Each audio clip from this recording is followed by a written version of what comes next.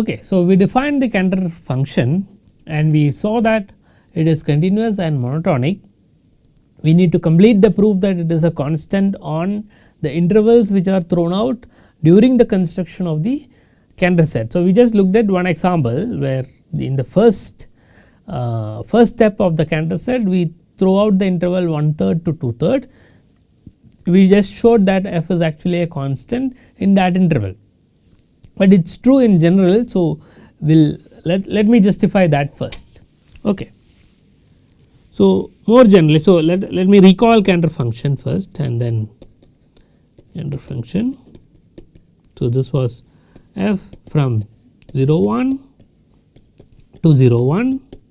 How was it defined? Remember, the left hand side has ternary expansion, right hand side has binary expansion. So, you look at f of summation a n by 3 to the n equal to 1 to infinity, and that is defined to be summation b n by 2 to the n equal to 1 to capital N, where capital N was the smallest n such that a n equal to 1, right. If you do not hit 1, you keep dividing by 2, right. So, otherwise b n is simply a n by 2, okay.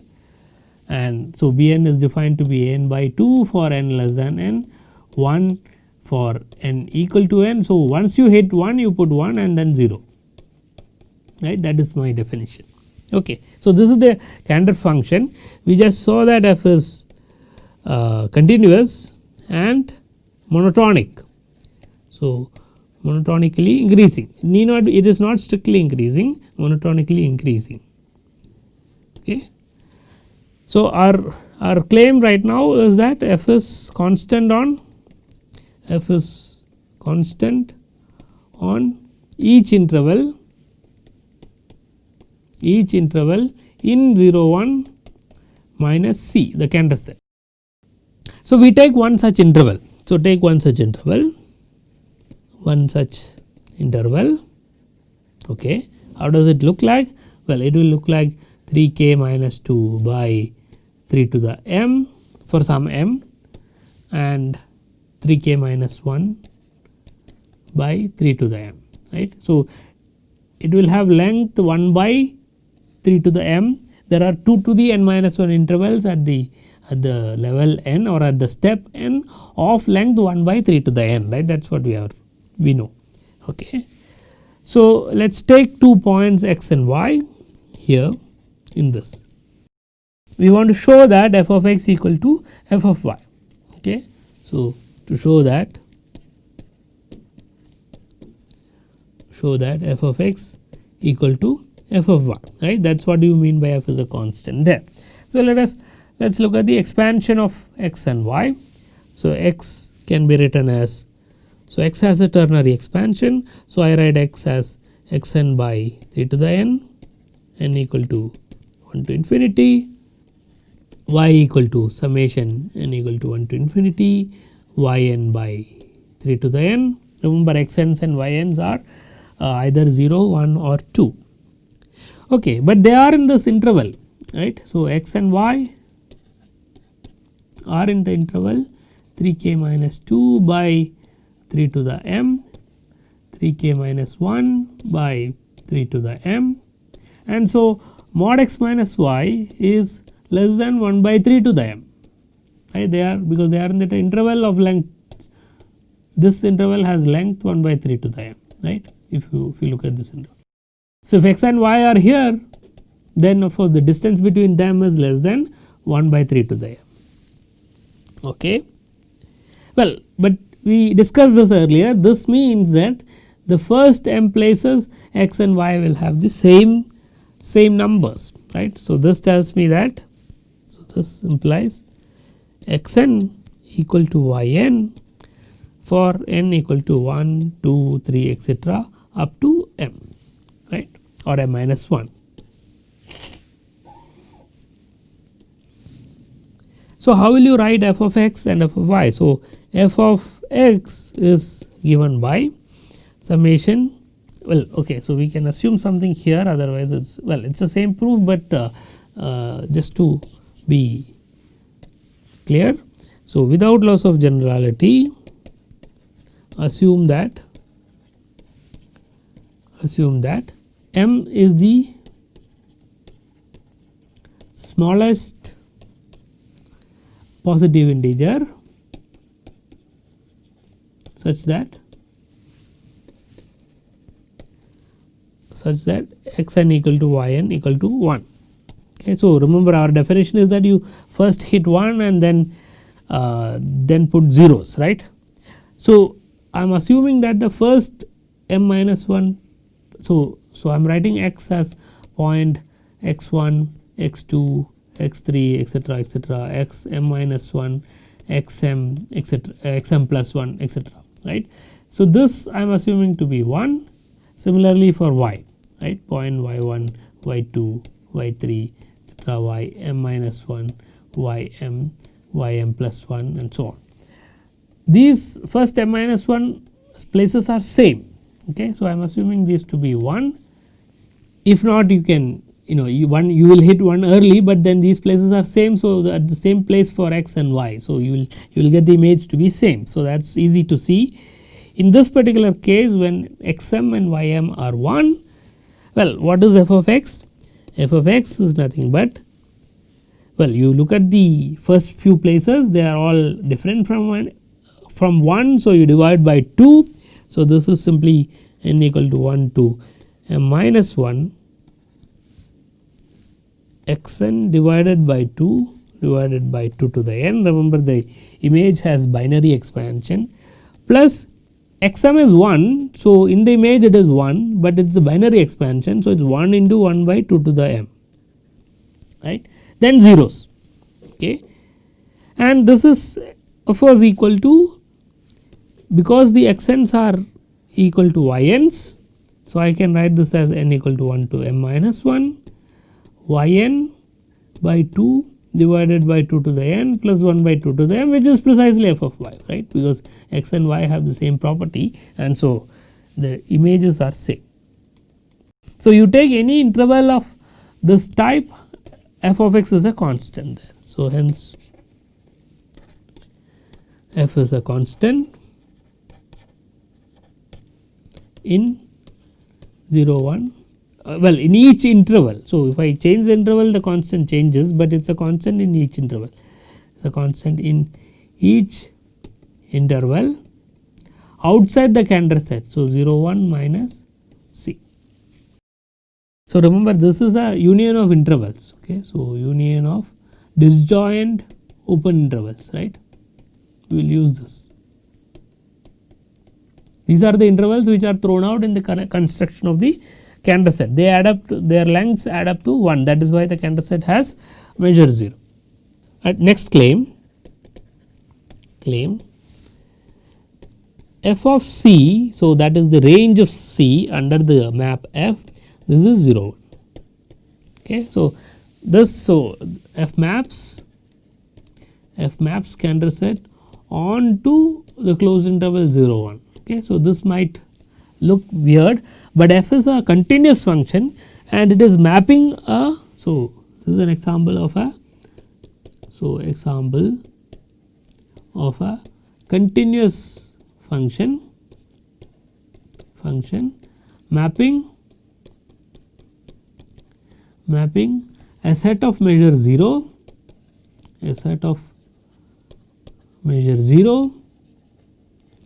to a set of positive measure, Okay. So, it is very important to realize that continuous functions need not map set of measure zeros to set of measure 0. Okay. That happens if f is Lipschitz. So, you have seen this for linear maps, which is because linear maps are Lipschitz. Anyway, we will see some of those properties later when we look at differentiability properties of functions. Okay. So, now the claim is that the range of f is under the, the image of the Cantor set is the whole interval 0 1. Okay. So, let us see. Again, this is not very difficult. If I take some number inside 0 1, well, it has a binary expansion, So, I need to find a point inside 0 1 inside the Cantor set whose image is y, right. So, I have a binary expansion. So, I write y as summation n equal to 1 to infinity y n by 2 to the n. But what are y n's? Y n's are simply inside either 0 or 1, right. They are 0 or 1 because of the binary expansion. So, then it is clear what you should do to get the pre-image, right. So, let x n equal to 2 times y n. So, they will be inside 0 or 2, right, this set, and then you form the ternary expansion using that. Okay. So, form the ternary expansion, form the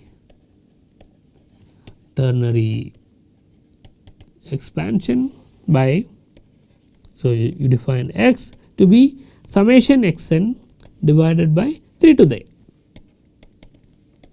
X equal to summation x n by 3 to the n. Well, what can you say about x n's? X n's are inside 0 is either 0 or 2. That means the ternary expansion of x. So, ternary expansion of x has no 1, right. The digit 1 does not appear in the ternary expansion. Hence, this is a point in the Cantor set. Right. Remember, the Cantor set is also described as all those points whose ternary expansion does not have 1 in it. So, this is a point in the Cantor set, and f of x of course is equal to summation n equal to 1 to infinity x n divided by 2, because x n is never 1. Okay. So, x n divided by 2 by 2 to the n, the binary expansion, right, which is precisely our y. Okay. So, hence f is on 2. Hence f is on 2. Okay, so we have proved several claims. Of course, we are not finished. We still need some more properties of f, but let me recall the claims we did. So, f was defined from 0 1 to 0 1, Cantor function. Okay, we proved that f is continuous. F is continuous, f is monotonic, constant on intervals outside the Cantor set. So, 0 1 minus c, and we just proved that the image of the Cantor set f of c under the Cantor function is actually equal to 0 1. Okay, so now next claim. So, these are the claims we have proved. Next claim, define g is another function from 0 1 to 0 1, well 0 2 in fact. So, let us be clear here, it is taking 0 2. Well, definition is simple, g of x equal to f of x plus x. Okay. So, you simply add x to it. Well, the advantage of adding x is the function x is a strictly increasing function, continuous. So, if I add x to f of x, it becomes strictly increasing. Okay. So, claim is that g is a g from 0 1 to 0 2 is a homeomorphism.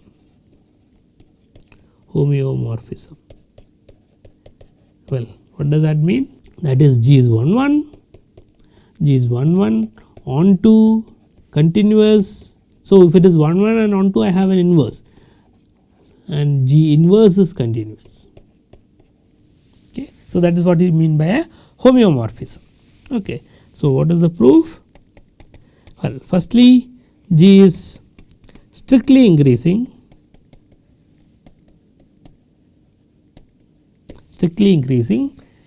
because f is monotonic. So, it is increasing, at times it can be a constant. So, it is like it can be like this, and then it can be constant like this, and so on. It is actually like a staircase. So, whatever I have drawn is not correct. F is called Devil's staircase actually. So, graph of f is called.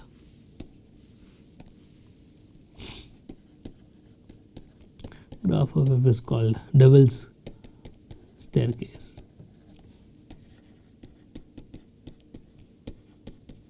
Well, if you draw the picture you will see that. So it's like a staircase because it is a constant in various intervals, right. So it's 0 1, so in 1/3 to 2/3 it's a constant, okay, but in between there are some points where it is increasing, right, and then it becomes a constant and so on. So it's difficult to draw because Cantor set has no interior, so there is no interval where I can draw something which is increasing, okay. All right. So, but because it is monotonic and x is increasing, so this follows because f is monotonically increasing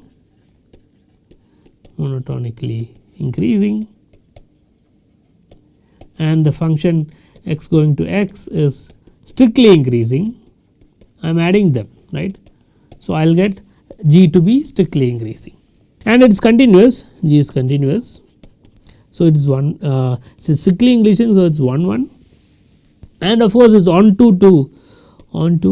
0 2, right, because you are adding x, f of x is going all the way from 0 to 1 and you are adding x. So, it will I mean well it has to be justified, but this is you see if you look at g of 0 that is 1 and g of 1 equal to f of 1 plus 1 which is 1 plus 1 equal to 2. So, f of 1 is 1, so that you can check.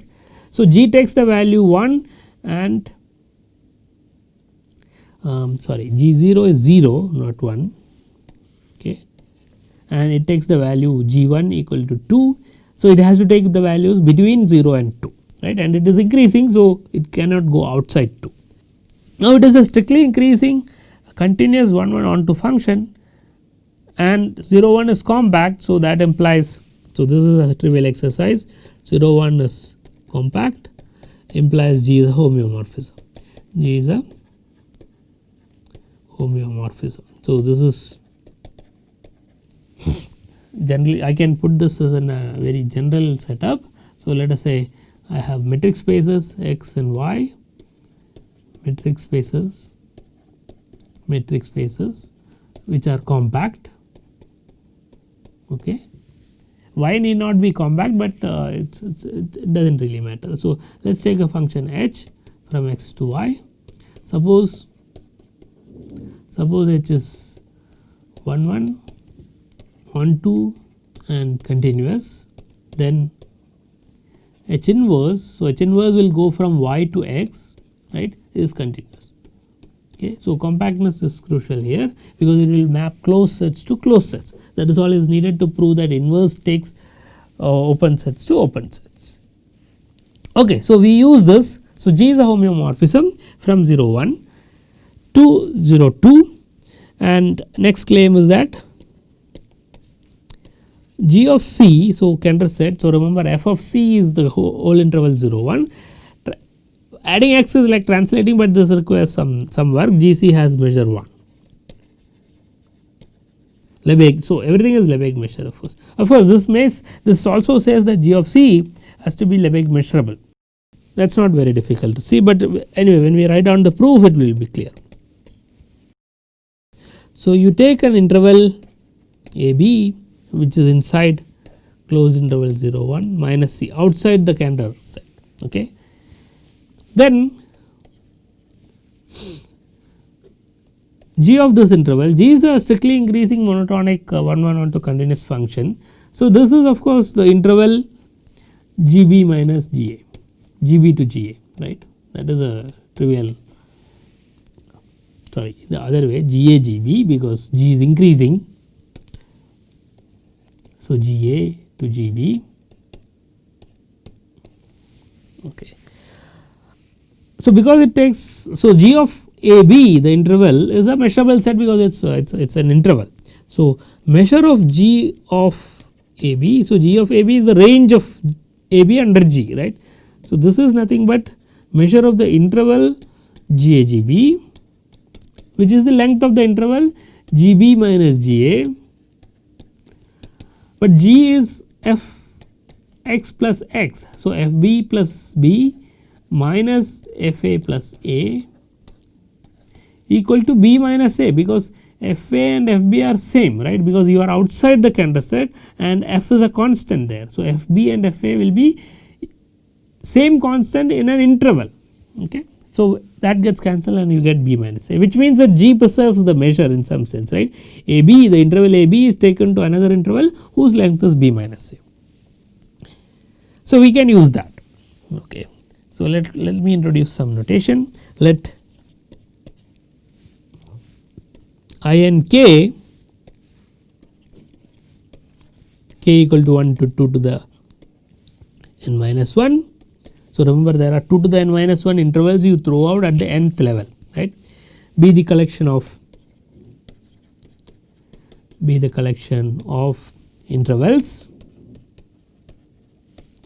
intervals removed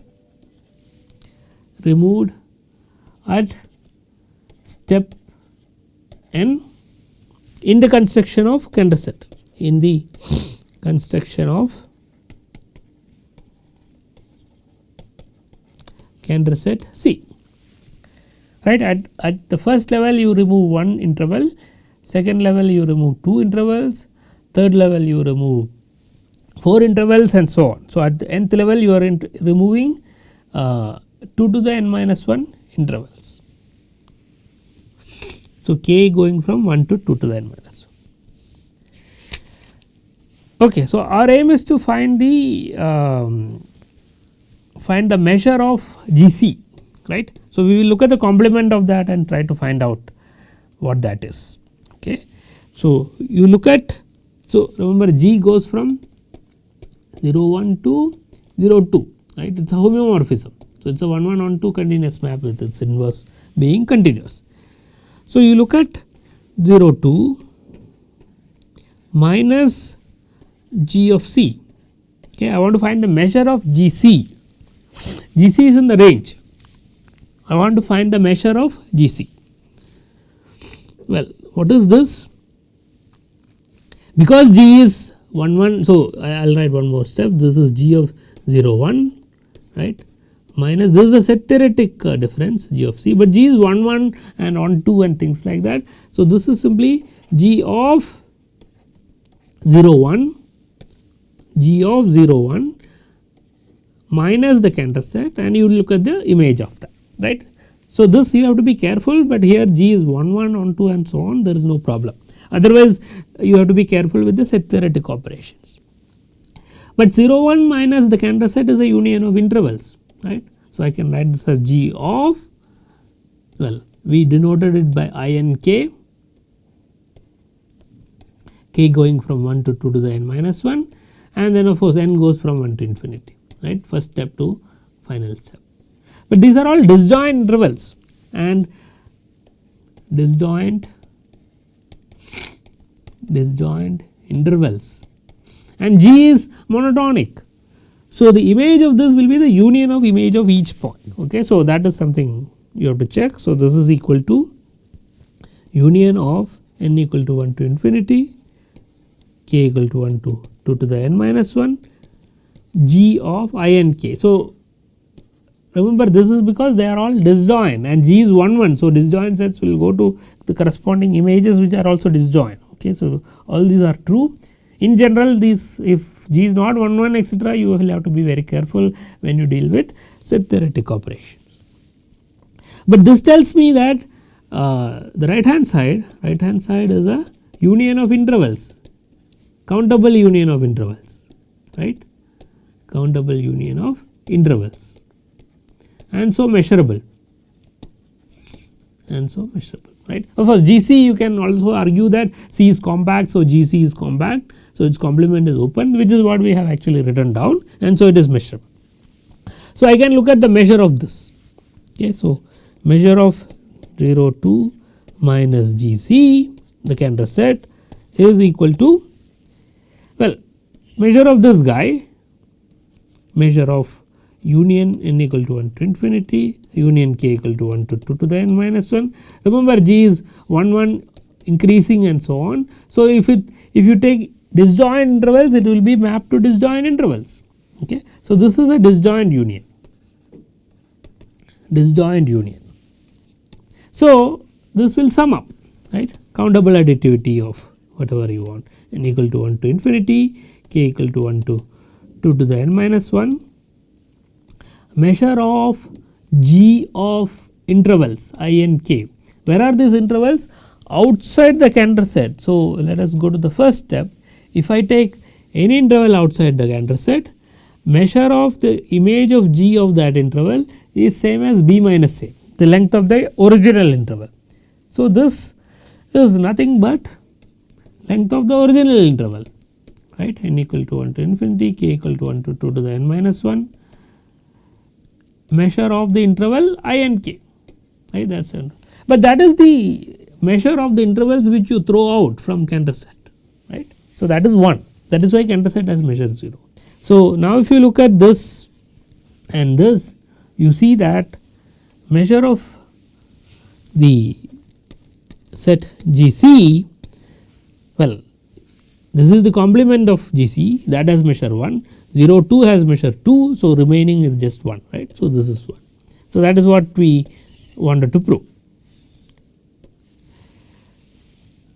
Okay, so, now we will justify the existence of the non-Borel set. So, this will be quick. So, G from 0 1 to 0 2 homeomorphism, right, homeomorphism. G of C has measure 1, that is what we have done with the Cantor ternary function. We have constructed G such a G of C has measure 1, where C is the Cantor set. Okay. So, now we prove that since G of C has measure 1, there exists a non-measurable set E contained in GC, right. So, we recall that if A is a Lebesgue set and measure of A is positive, then A has a non-measurable subset, right. What we proved was if measure of A is 0, all subsets are measurable. So, if measure of A is positive, there is some set which is not measurable. So, there exists a non-measurable set E. So, where is E sitting? E is on the range, right. Now, you take the inverse image. Okay. So, let A equal to G inverse of E. Okay. Well, where is this? This is sitting inside the Cantor set, right, because I started with GC and I am looking at the inverse image. So, it will be inside the Cantor set and so measurable. And so, measurable because Cantor set has measure 0. So, A will have outer measure 0. So, A is measurable, but A is not Borel. A is not Borel because this is because if A is Borel, G being a homeomorphism, G of A will have to be Borel,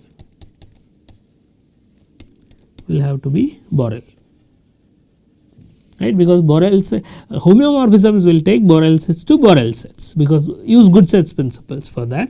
But G of A is the set E which is non-measurable. Okay. So, the pullback of the non-measurable set under G is not a Borel set, but it is a Lebesgue set because it is a subset of the Cantor set. Okay. So, we can stop here. We using the Cantor set Cantor ternary function, we constructed this function G which was a homeomorphism from 0 1 to 0 2, and then we pulled back a non-measurable set inside G of C. G of C had measure positive. So, that is a very crucial part which you should understand. You have continuous functions which will take 0 sets of measure 0 to sets of positive measure, that can happen. Okay. So, we exactly constructed such a function. Using that, we constructed a set which is not Borel, but Lebesgue. From the next lecture onwards, we will get back to our abstract settings and we will study LP spaces. Okay.